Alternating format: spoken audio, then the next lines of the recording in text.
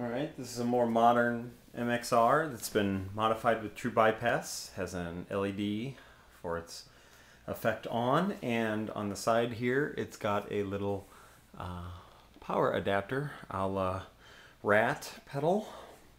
So it could be powered off of a pedal train or similar type pedal board with a power pack. So I'll give you the dry signal. It's a Fender Bassman, 65 or so vintage, black face with 212 sealed back cabinet and a Fender Stratocaster.